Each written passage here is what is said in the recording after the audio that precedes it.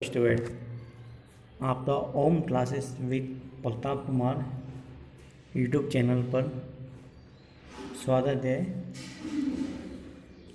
जैसा कि आपको मालूम है, भारत में भी कोरोना महामारी अधिक से अधिक मात्रा में बढ़ रही है। ऐसी स्थिति में आपको अपने घरों में स्वस्थ रहना चाहिए और आवश्यक हो तो ही घर से बाहर निकलना चाहिए। हम प्रार्थना करते हैं कि आप स्वस्थ रहो और निरोग रहे और लंबी आयु को प्राप्त रहे। आज हम इस वीडियो में व्यक्तित्व का अर्थ, परिभाषा, गुण,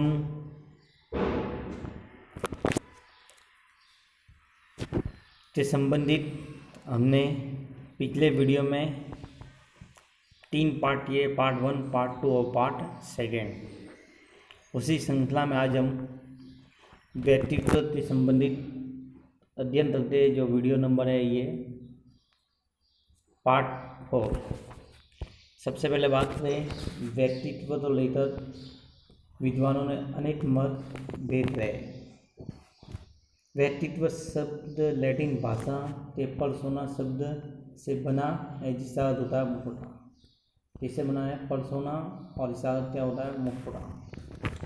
नाटकों में चेहरों पर पात्र एक मुखौटा पहनते थे, जो नाटक के पात्र की चारित्रिक विशेषता को दिखाते हैं। जो नाटक करते थे वो एक क्या पहनते थे? मुखौटा, जिससे उनकी चारित्रिक विशेषता पलटती थी। नाटकों में वेशभूषा भी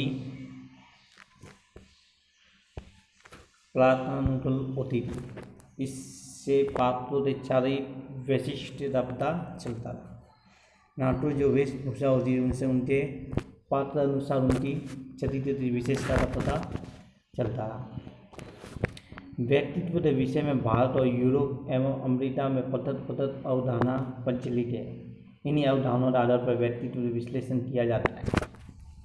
व्यक्तित्व संबंधित अनेक अवधारणा बताई है, जिसमें से हम सबसे पहले बात करें भारतीय प्राचीन अवधारणा। प्राचीन अवधारणा में हम बात करें दार्शनिक दृष्टिकोण, फिलोसॉफिकल आउटलुक। दर्शन शास्त्र की अवधारणा है कि आत्मज्ञान, आत्मानुभूति वाले व्यक्ति ही व्यक्तित्व है, अन्य सभी साधारण जन हैं। आत्मज्ञान और आत्म अनुभूति वाले व्यक्ति ही क्या है? व्यक्ति। जो बाकी सब क्या है? सामान्य है। आत्मज्ञान की अवधारणा ही व्यक्तित्व को आकर्षण बढ़ाती है। आत्मज्ञान की जो अवधारणा है वही व्यक्ति को क्या बनाती है? आकर्षण। ऐसा व्यक्ति ही पूर्णतः आदर्श है। ऐसा व्यक्ति का पूर्णतः तो प्राप्त है। आत्मज्ञान से ही पूरी थे, और जिससे पूरी होता है? आत्मज्ञान से।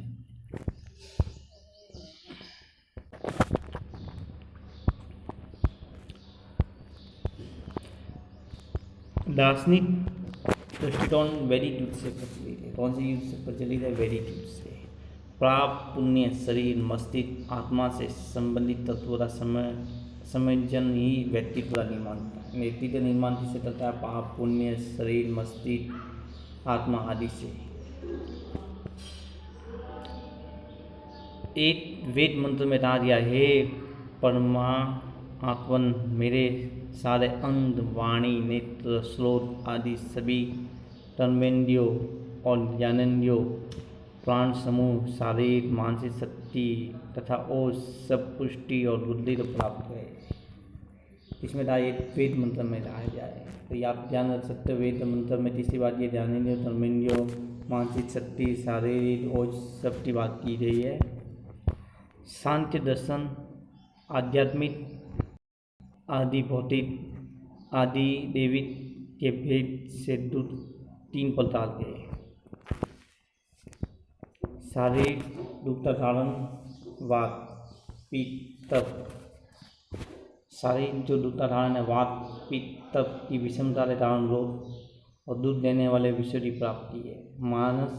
दूसरा का साधन काम क्रोध मोह लोभ विषाद आदि मानस यानी जो मानसिक संबंधी है काम क्रोध लोभ मोह विषाद आदि। शारीरिक में तो ये है वात पित्त और मानसिक में काम क्रोध मोह लोभ विषाद। न्याय दर्शन धर्म अर्थ काम मोक्ष आनुवंशिक वार्ता दंड नीति व्यक्तित्व का निर्माण करते हैं। व्यक्तित्व का निर्माण न्याय दर्शन के बारे में आ गया है।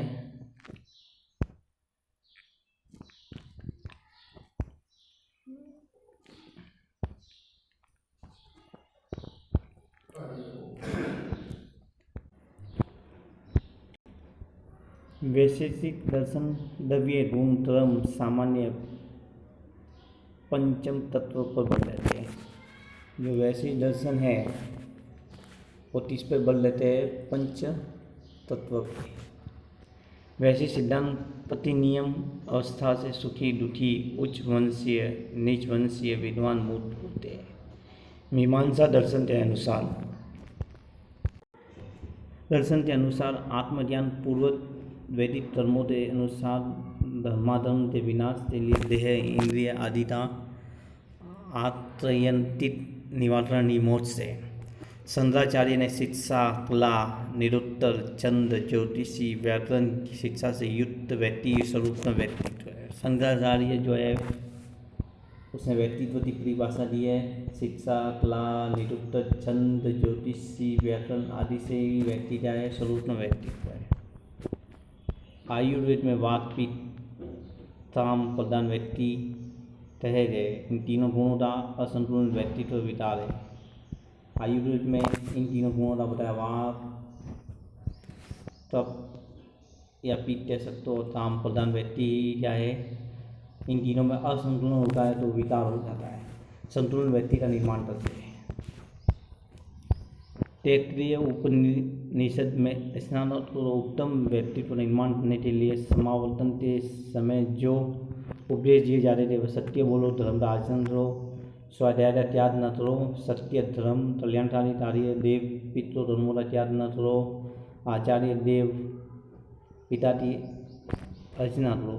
ये सब इसमें बता दिया है। प्राचीन जो भारतीय दृष्टिकोण है उसका जो दार्शनिक दृष्टिकोण है उसके बारे में बात कही गई है।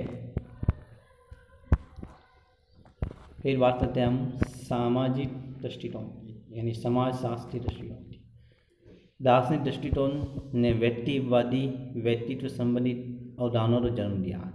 व्यक्ति समाज का अंग है उस पर समाज के अनेक दबाव प्रभाव पड़ते हैं। व्यक्ति किसका अंग है? समाज का अंग है। उस पर किसके प्रभाव पड़ते हैं? दबाव और प्रभाव पड़ते हैं समाज के। इन दबाव और प्रभाव से व्यक्तित्व का निर्माण होता है। ये जिसने बताया था समाज शास्त्री दृष्टिकोण है। समाज शास्त्री दृष्टिकोण के अनुसार व्यक्ति समाज में भूमिका रोल स्थिति का निर्वाह होता है। भारत में निम्न वर्ग के प्रतिभाशाली व्यक्ति भी वर्ण आश्रम जातीय व्यवस्थाओं के दबाव में पीड़ित रहते हैं भले ही वे अपने निजी गुणों के कारण टीका में ऊंचा स्थान प्राप्त कर लें। यानी इसमें आपको बताया गया कि समाज के अनुसार व्यक्ति भले कितना भी ऊंचा चला जाए परंतु वह उससे समाज का दबाव और प्रभाव के कारण क्या है? पीड़ित रहते हैं। ये दो दृष्टिकोण थे। फिर बात है प्राचीन मनोविज्ञान की भूमिका। प्राचीन मनोविज्ञान की आज से औपचारिक मनोविज्ञान का इतिहास 1 सदी पुराना है जबकि मानव विकास से इतिहास से इसका पुराना संबंध है। प्राचीन अवधारणा का आधार धर्म है। प्राचीन अवधारणा का आधार धर्म है। एशिया में प्रचलित धर्म भले ही अपने संस्कृतों के विशेष व्यक्तित्व की पहचान न करा पाए किंतु उनके धर्मों के प्रवर्तक प्रचारों योगी सन्यासी धर्मगुरु मठाधीश तथा महत्व पुजारी जैसे व्यवसायी पूरे व्यक्तित्व निर्माण विशिष्ट शैली में हुआ है। ये वास्तव में व्यवहारिक मनोविज्ञान पर आधारित है। प्राचीन मनोविज्ञान की भूमिका बताई गई है कि ये जो धर्म प्रचारक थे ये व्यक्तित्व प्रचारक थे विशिष्ट निर्माण करते थे। कौन तो थे? योगी सन्यासी धर्मगुरु मठाधीश, महत्वन, पुजारी आदि।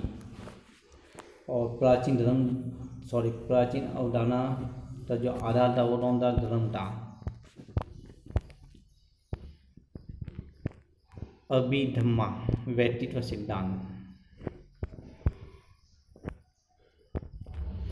अभिधर्मा व्यक्तित्व सिद्धांत ईसा से 500 वर्ष पूर्व गौतम बुद्ध ने प्रतिपादित किया। इसने प्रतिपादित किया था गौतम बुद्ध ने, तब किया था ईसा से 500 वर्ष पूर्व। इसमें विभिन्न वंश धर्म तथा बुद्ध धर्म की शिक्षाएं, संप्रदाय और विचारों का प्रतिबिंब है। विशु नयन पोनीता ने कहा है, बौद्ध धर्म में मस्तिष्क वह आरंभिक बिंदु है, वह केंद्रीय स्थिति है जहाँ साधक मुक्ति एवं पवित्रता की ओर बढ़ता है, और इसमें स्वस्थ व्यक्तित्व के लिए साधना के विभिन्न चरण अपनाए जाते हैं। ये परिभाषा जिसने दी है बौद्ध जो भिक्षुते नयनोपोनिता ने बताई है। अधिगम सिद्धांत में व्यक्तित्व का संपूर्ण विश्लेषण किया जाता है। एक कक्षा में एक अपूर्ण सुंदरी पति से झगड़ जा रही थी। एक बौद्ध साधक ने उसे देखा। उसके मन में एक विचार आया कि कंकाल ने वस्त्र पहन रखे हैं। कुछ क्षण उपरांत उसी स्त्री का पति उस ओर से गुजरा, बोला, महात्मन, इधर आपने किसी स्त्री को तो नहीं देखा? साधक का उत्तर, इस मार्ग में कोई स्त्री गुजरी है या नहीं मैंने ध्यान नहीं दिया। अस्योदा एक बोला, अवश्य इधर से क्या है। चूंकि इस तथा में साधक शरीर में 32 अंगों पर ध्यान केंद्रित कर रहा है, इसलिए उसने स्त्री के सौंदर्य आदि पर ध्यान नहीं दिया। साधक ने कितने अंग बताए थे? 32 अंग। अभिधम ने व्यक्तित्व की अवधारणा 8 आत्मा पर आधारित है। 8 और आत्मा पर आधारित है। आत्मा शरीर के अंगों, विचार, संवेदना, इच्छा, स्मृति, संस्था आदि का योग है। आत्मा जो है वो शरीर के अंगों, विचार, संवेदना, इच्छा, शक्ति और संस्कार आदि का योग है। ये भाव द्वारा चेतना की नियंत्रण से जुड़ा हुआ है। ये किससे द्वारा? भाव द्वारा चेतना की नियंत्रण से जुड़ा हुआ है।